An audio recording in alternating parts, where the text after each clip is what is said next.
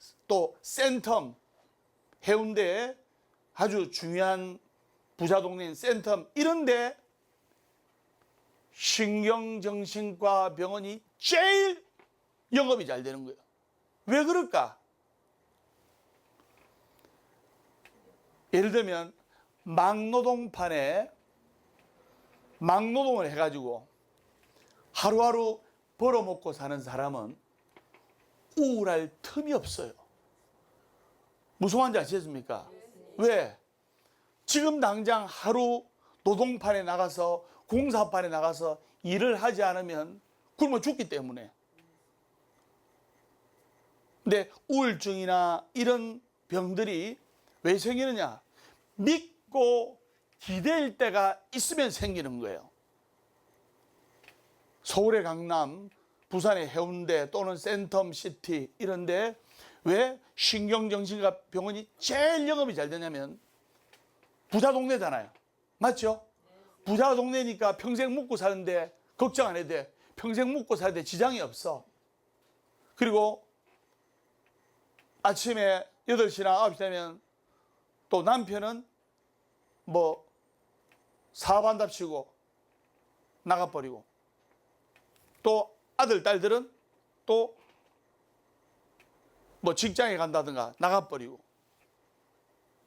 엄마 혼자, 아내 혼자 있는 거예요. 그러니까 집안 청소는 누가 합니까? 파출부 아줌마 와가지고 집안 청소해 주지요, 밥 다 해주지요, 빨래 다 해주지요. 그러니까 등 따시고 배부르니까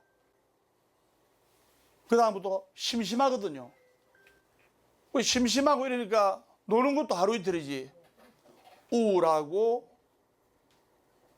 그리고 내 감정이 조절을 하기가 힘든 상황이 되는 거예요. 다시 말해서 행복한데 행복한 줄 모르는 거예요. 왜? 다 갖춰져 있기 때문에. 그런데 내가 지금 부족하지만 잘 살기 위해서, 아들, 딸을 성공시키기 위해서, 또는 내가 건강이 부족하지만 병을 낫게 하기 위해서, 건강이 좋아지기 위해서 적당히 부족한 데서 열심히 노력하고 열심히 일하고 열심히 부족한 부분을 하나씩 하나씩 채워나가는 과정에서 진정한 행복을 느끼는 거예요. 선생님 말 맞다 1번, 안 맞다 2번, 몇 번? 1번. 여러분들도 뭔가 부족한 것이 있고 그리고 채워나가야 될 부분이 있기 때문에 이렇게 서울 강남보각사에 와서 또 BBS 불교 방송을 시청하면서 뭔가 얻으려고 구하려고 하는 거예요.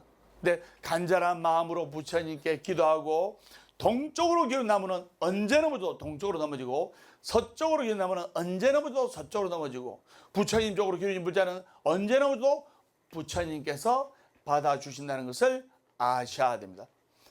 설마 무슨 말인지 아시겠죠? 네. 완전히 술술 풀립니다.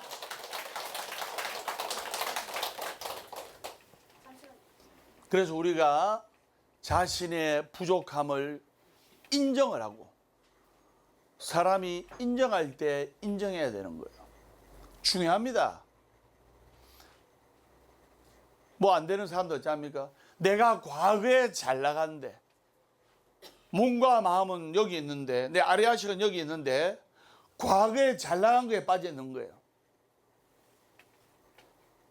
내가 과거에 잘 살았는데, 인생 한방 역전인데, 이러면서 평생 꿈속에 헤매는 거예요. 인생이란 것은 성공과 실패가 있죠? 아닙니다.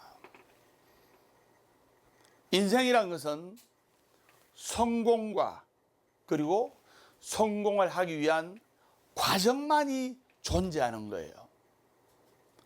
여러분들, 내가 지금 잘못된 게 아니에요.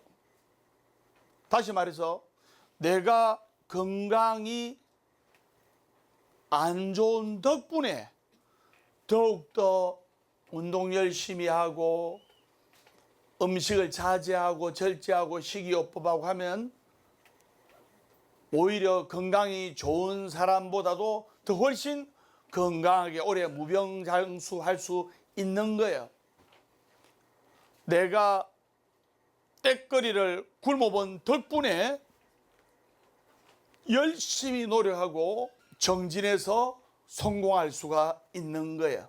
다시 말해서 인생이란 것은 성공과 실패가 있는 것이 아니고 성공과 과정만 존재하는 거예요. 실패란 것은 여러분의 내리 속에 싹 지워버리세요. 제가 선장하겠습니다. 내 인생에 실패란 없다. 그럼 지금 내가 예를 들어 부도나고 건강이 안 좋아지고 가족끼리 대판 싸우고 하더라도 이것은 바로 성공하기 위한 과정이란 것을 아셔야 됩니다. 살아있는 한 희망은 있기 때문에 결코 포기하지 말고 기도해야 되는 거예요. 제가 선장입니다. 살아있는 한 희망은 있다. 결코 포기하지 말고 기도하라. 괴로우면 기도하고, 외로우면 염불하고, 조용하면 참선 독경하라. 월요일은 원래 없고, 화요일은 하나도 없고, 수요일은 수시로 없고, 목요일은 목이 터져라 없고, 금요일은 금방 없고 또 없고, 토요일은 토실토실하게 웃고, 일요일은 일 없어서 웃는다. 행복하기 때문에 웃는 것이 아니라 웃기 때문에 행복한 것이다. 어제는 바꿀 수 없지만 오늘은 만들어가는 것이다. 절대로 안 되는 것을 절대로 되돌아간다. 이것이 법이다. 완전히 술술 풀립니다. 하루하루 밝게 웃으면서 할 수 있다는 자신감과 긍정의 확신을 가지고 기다리면 반드시 밀물이 올 때가 있다 이 말입니다. 하루하루 밝게 지내는 것이 정말로 중요한 것입니다. 그래서 법담 스님 따라 월요일은 원래 없고, 화요일은 하나도 없고, 수요일은 수시로 없고, 목요일은 목이 터져라 없고, 금요일은 금방 없고 또 없고, 토요일은 토실토실하게 없고, 일요일은 일 없어서 온다. 이렇게 외치는 사람들은 하루하루 밝은 에너지가 나오는 거예요. 그리고 여러분들 이렇게 웃으면서 생각할 때 안면 피드백 효과란 말이 있습니다. 내가 지금 현실이 괴로워. 돈도 없고 애들도 말 안 듣고, 근데 억지로 웃어. 억지로 웃으면 우리의 뇌는 우리 주인님이 정경숙이를 치면 정경수 주인님이 지금 행복한갑다 하면서 뇌에서 베타 엔돌핀을 내뿜는 거예요.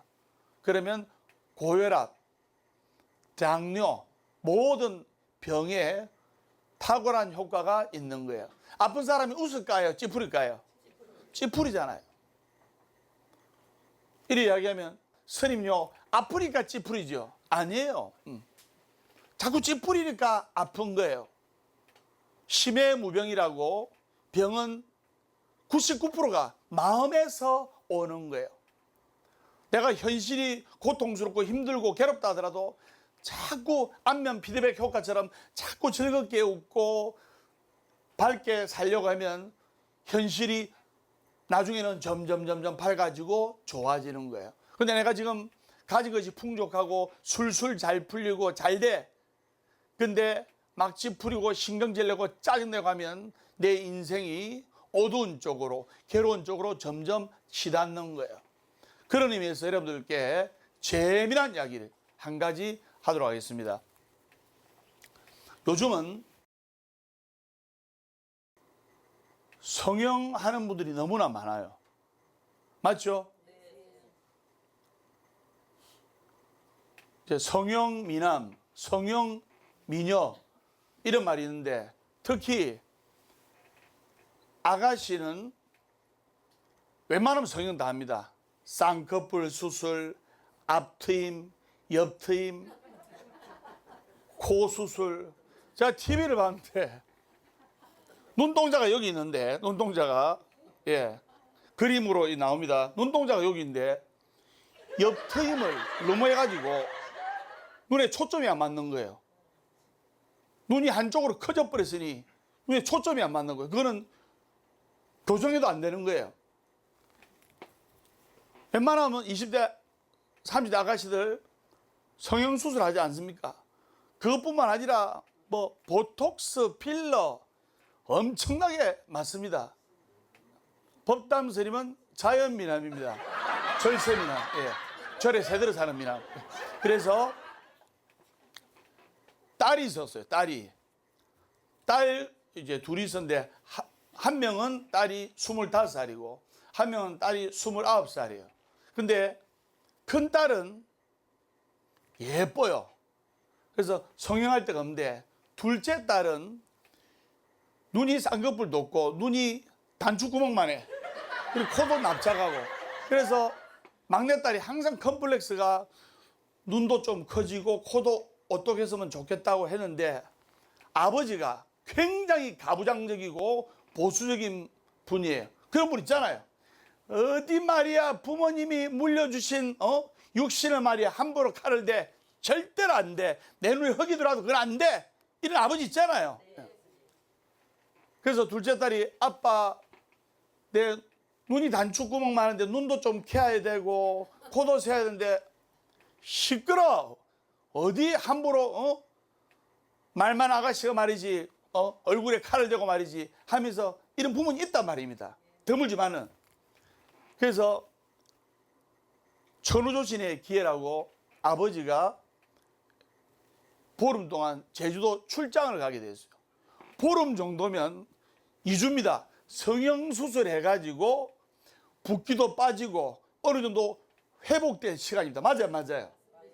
그래서 한꺼번에 너무 다 고쳐버리면 아버지한테 들키기 때문에 엄마는 이해를 하는 거예요. 너 좋은 남자 만나서 시집 가려면 눈을 키우고 눈을 김태희처럼 키우고 코는 이효리처럼 오똑하게 만들어야 된다 하면서 아버지가 오늘 아침에 제주도로 출장 가셨으니까 너 코부터 세워. 코부터. 엄마는 이제 친정엄마는 웬만하면 딸 이해하잖아요. 엄마 그게 낫겠지 해가지고 당일날 이제 코 수술했어요. 코 수술해가지고 코에 뭡니까 인조 실리콘을 넣어가지고 코가 오똑하게 세운데 근데 수술 첫날에는 팅팅 보여. 팅팅 안 보여. 눈을 하든 뭐 입을 하든 턱을 하든 코를 하든 수술 첫날에는 팅팅 붓잖아요. 시퍼렇게 멍이 들고. 맞아요, 맞아요. 그래 코에 반창고 붙여가지고 코가 시퍼렇게 멍이 들고 부은 거예요. 제주도 출장 간 아버지는 2주에 오면 2주 후 정도 되면 거의 완벽하게 자리를 잡잖아요. 그렇게 이제 신나게 붓기 빠지면서 이제 코가 예뻐질 날만 기다리고 있는데 아뿔싸 그날 저녁에 당일날 저녁에 아버지가 출장 가방 들고 들어온 거예요. 그러니까 딸보다도 성형수술한 딸보다도 더 놀란 분이 어머니예요. 아내 되시는 분이 여보 당신 보름 동안 제주도 출장 간다는데 제주도 출장 안 가고 오늘 웬일이야 하니까 아 제주도 가려고 공항까지 갔다가 비가 너무 많이 오고 이래가지고 비행기가 결항하게 돼서 그래서 내가 한 2, 3일 있다가 내가 제주도 출장 가기로 됐어. 비행기가 못 떠 지금. 근데 아버지가 보니까 딸 얼굴 보니까 딸이 코가 시퍼렇고 반창고 붙이는 거예요. 막내딸 보고 막내야 네 얼굴이 왜 그래 이러니까 아내분이 엉겹결에 여보 우리 딸 깡패한테 두들겨 맞았어요. 코에 반창고를 붙이고 팅팅 부어있고 시퍼렇게 멍이 들었으니까 그렇게 이야기하면 믿을 수 있잖아요. 근데 아버지가 두들겨 맞았다는 딸을 얼굴을 자세히 보니까 깡패한테 많이 맞았구나. 근데 좀 네가 좀 예뻐진 것 같다. 깡패한테 왜 맞았냐니까. 딸은 순진해가지고 말을 못하는데 엄마가 글쎄 깡패가 지 마음에 안 든다고, 생긴 게 지 마음에 안 든다고 두들겨 팬 거예요. 아니 그놈의 자식 신고를 했니? 글쎄 얼굴을 두드려 맞고 코를 두드려 맞고 우리 딸이 기절했대요. 그래서 그놈을 못 잡았어요. 그런 나쁜 놈이 있나? 그래가지고 2, 3일 후에 제주도로 출장 가기로 한 아버지가 또 비가 많이 와가지고 일주일을 더 미뤄진 거예요. 제주도 출장이. 그런데 부기가 빠지면 빠질수록 딸의 얼굴이 예뻐져요, 안 예뻐져요? 예뻐지잖아요. 한 8일 정도를 제주를 못 갔어요. 비가 많이 오고 바람이 많이 불고 해서 비행기가 못 뜬다 해가지고. 그래가지고 이제 밤 11시쯤 돼서 8일쯤 지나니까 이제 딸의 얼굴이 몰라보게 예뻐지잖아요. 여러분 코 납작한 분 콧대만 세워도 그냥 인물이 한 70% 달라집니다. 사각턱인 분 턱만 깎아도 인물이 한 80% 달라져요. 밤 11시쯤 돼서 딸이 화장실 가는데 아빠하고 엄마하고 말하는 소리가 들리는 거예요. 안방에서. 엄마는 모든 사실을 다 알고 있잖아요. 세상에 그 깡패 같은 놈이 우리 딸을 그렇게 두들겨 패가지고 말이지 코를 완전 사람 못 알아볼 정도로 이렇게 코가 변형이 됐는데 참 나쁜 놈이에요. 글쎄. 그러니까 남편이 근데 그 깡패가 우리 막내를 두들겨 팼는데 좀 많이 예뻐진 것 같아. 근데 그 깡패 자식이 말이지 우리 딸들 두들겨 패가지고 코가 예뻐졌는데 이왕이면 눈도 두들겨 패줬으면 더 좋았을 것을. 이렇게 이야기를 들어서 2달 후에 또 막내딸이 아버지가 제주도 출장 갔을 때, 출장을 자주 가시거든요. 출장 갔을 때 쌍꺼풀 수술해가지고 옆트임, 앞트임 다 해가지고 눈이 한 3배로 커져가지고 너무너무 예뻐졌다는 그런 이야기였습니다. 재밌다. 1번. 재미없다. 2번. 몇 번? 1번. 완전히 술술 풀립니다. 이 막내도 부족한 외모지만은 얼굴을 성형수술해가지고 예뻐지고 좋았을 때 얼마나 큰 행복감을 느꼈을까요? 근데 태어날 때부터 너무 잘생기게 태어나고 너무 예쁘게 태어나면 별로 행복한 줄 몰라요. 당연한 줄 알지. 그래서 우리가 부족한 것을 한 가지 한 가지 채워나갈 때 진정한 행복감이 생기는 거예요. 우리 집이 커튼이 낡았어. 근데 고급 커튼으로 전동 커튼으로 버튼 하나 딱 누르면 커튼이 쫙 하고 닫히고 쫙 하고 열릴 때 그 장만했을 때 얼마나 행복하고 뿌듯하고 보람이 있을까요? 그래서 부족한 거지만 우리가 그 부족한 것을 인정하고 한 가지 한 가지 채워나가고 한 가지 한 가지 노력할 때 스텝 바이 스텝 우리의 인생은 밝아지고 좋아지고 생각보다 간단하게 행복해질 수가 있다 이 말입니다. 설명 맞다 1번, 안 맞다 2번, 몇 번? 1번. 완전히 술술 풀립니다. 오늘 분위기 탔습니다. 한 가지 더 하도록 하겠습니다. 지금 이제 백중철이고 칠석기도철이니까 한 가지 더 하겠는데, 백중이란 것은 조상님께 제사 지내고 조상님을 위한 기도 아닙니까? 맞죠? 80 정도 된 전라도 할아버지가 계셨어요. 가훈이 한다면 한다. 제가 선장입니다. 한다면 한다. 중요한 거 아닙니까? 한다면 한다. 법담 선생님은 절대로 안 되는 것을 절대로 되도록 한다. 이건데 이 전라도로 한다면 한다를 뭐라냐면 한다면 한 단계 아닙니까? 한다면 한 단계. 예. 그래서 할아버지가 가훈을 한다면 한 단계 이렇게 딱 써붙여놨어요. 그러면서 맨날 장남하고 둘째 아들 모아놓고 손주들 모아놓고 살아생전에 나는 한다면 한 단계 내가 죽거든 제사를 잘 지내도록 해버려. 나는 한다면 한 단계. 아버님 그게 무슨 말입니까? 내가 죽어서 딱 1주년 첫 제사 지내는 날에 내가 다시 환생으로 못하지만은 여러분들께 너희들께 표식을 내가 남기러 오겠다. 아니 아버지 돌아가신 분이 어떻게 표식을 남겨온단 말입니까? 내가 동물로 환생해서 제사 때 내가 나타날 때니까 너희들 잘 알그래. 나는 한다면 한 단계 하면서 열반하셨어요. 세월이 흘러가지고 1년이 됐어요. 1년이 돼가지고 제사를 지내게 됐는데 할아버지랑 손주들이랑 또 아버지랑 그 아들, 첫째 아들, 둘째 아들이랑 농담 반 진담 반으로 대화를 나눈 게 현실이 된 거예요. 손주들이 할아버지가 동물로 나타나가지고 우리한테 표식을 준다 했는데 그러니까 큰아빠가 소주 한 잔 마시면서 제사 때 제사 마치 음복하잖아요. 제사 마칠 쯤 돼서 우리 아버님이 우리에게 표식을 준다는데 그러니까 19살짜리 엘리트 손주가 아버지 요즘 세상에 돌아가신 분이 무슨 표식을 준단 말입니까? 어허 너희 할아버지는 한다면 한 단계 한번 지켜보자.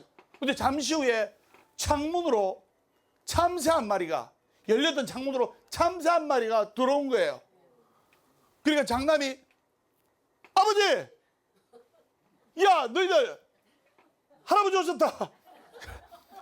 저래라. 할아버지가 참새로 환생하셨다. 저래라 하면서 할아버지 하면서 아버지 하면서 아들은 아버지라 부르고 손주들은 할아버지라 하면서 아버지 할아버지 하면서 절을 하는 거예요. 참새가 놀래가지고 절로 도망가니까 저쪽으로 하면서 아버지 할아버지 하면서 절을 하는 거예요. 엘리트 대학에 다니는 엘리트 손자는 참 키가 차고 코가 막힐 노릇 아닙니까? 그래가 이제 제사 끝났어요. 다시 1년이 흘러가지고 제삿날이 됐는데 또 큰아빠가 하는 말이 조카들하고 아들들 모아놓고 너희 할아버지는 한다면 한 단계 오늘도 우리에게 표식을 주러 동물로 환생해서 오실 거니까 오면 우리가 정중하게 절을 하고 잘 맞아야 된다. 그래 제사를 다 정중하게 지냈어요. 근데 동물이라고는 찌새끼 한 마리도 안 나타나는 거예요. 그래서 아버지가 오실 때가 됐는데 안 나타나니까 장남이 속이 탈 거 아닙니까? 작년에는 참새로 환생해가지고 표식을 줬는데 그 제사 마치고 아버지가 안 나타나시니까 이럴 리가 없는데 하면서 제사지는 정종이나 마셔야 되겠다 싶어서 소주컵에 정종을 탁 부어가지고 원샷으로 탁 마시고 막 아버님이 나타나셔야 되는데 아버님 우리에게 표식을 줘야 된다면서 컵을 탁 때렸어요. 컵을 탁 때리니까 마당에 있는 개가 놀래가지고 마당에 자고 있던 개가 놀래가지고 하는 거예요. 그러니까 장남이 야 아버지가 오셨다. 야 할아버지 오셨다. 절해라 하면서 마당에 있는 개 쪽으로 아버지 할아버지 하면서 절을 올린 거예요. 아버지 할아버지 오늘 제사 지낸 거 다 드십시오 해가지고 제사 음식을 개한테 다 준 거예요. 다 주고 퇴주잔 있죠. 술 부은 퇴주잔. 그 퇴주잔도 모르고 다 들여가지고 개가 소주를 마셔가지고 취해가지고 헬레낸 거예요. 봤지?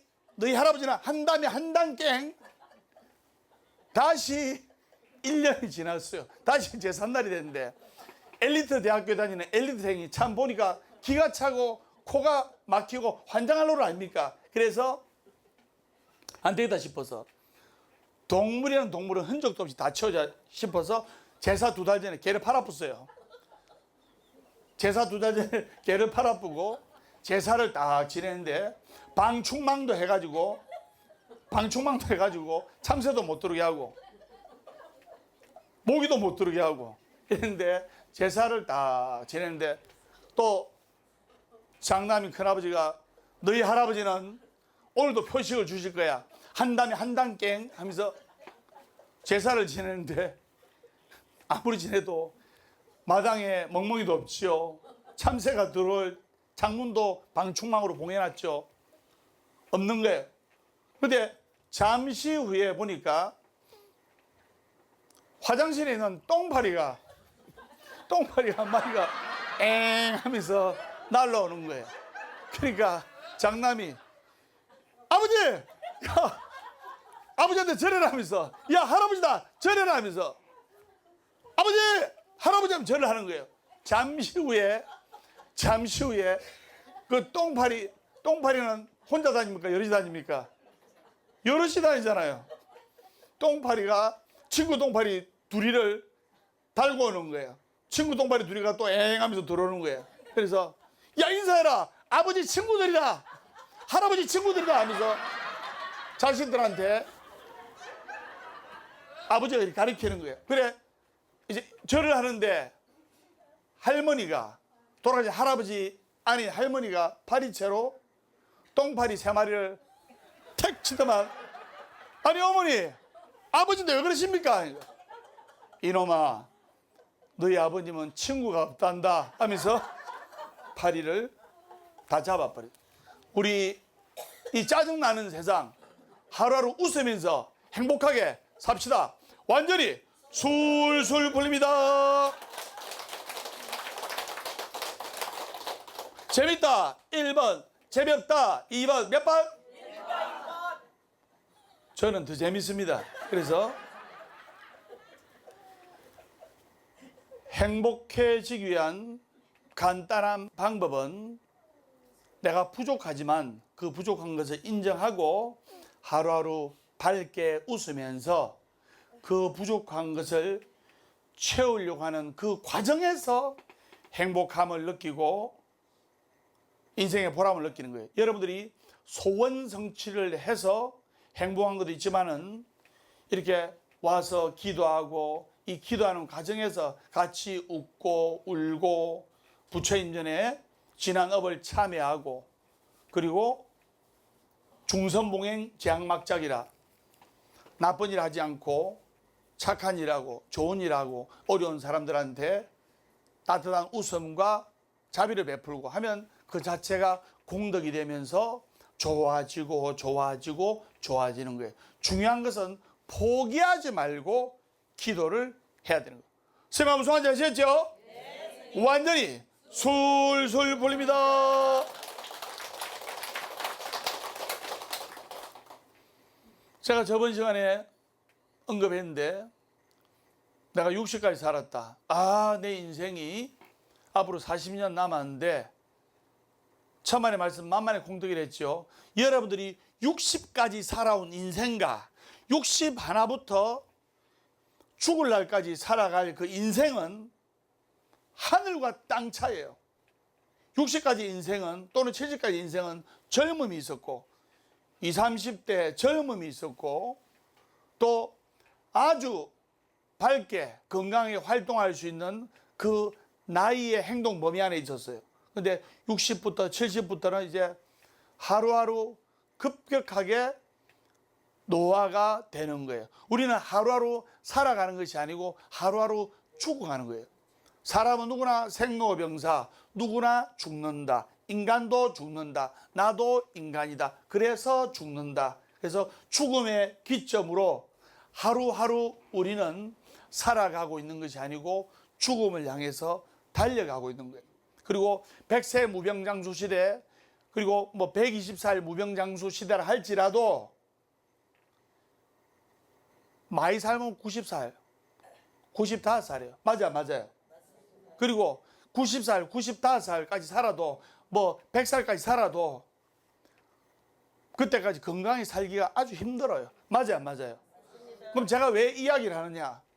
바로 지금 이 순간에 행복감을 느끼고 하루라도 더 즐겁게 살기 위해서 절에 와서 부처님 법을 만나고, 만나기 어려운 불법을 우리는 만났습니다 하듯이 만나기 어려운 불법을 가슴에 새겨서 부족하지만은 하루하루 밝게 웃으면서 즐겁게 노력하면서 막 흥청망청 막 살았듯이 아니고 하루하루 즐겁게 노력하면서 살아가자, 이 말입니다. 얼마나 좋은 말이에요. 선율 맞다 1번, 안 맞다 2번, 몇 번?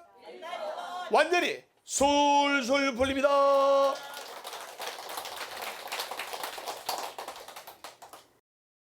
자, 그러려면 어떻게 되느냐? 여러분들이 가지고 있는 재산 있죠, 재산.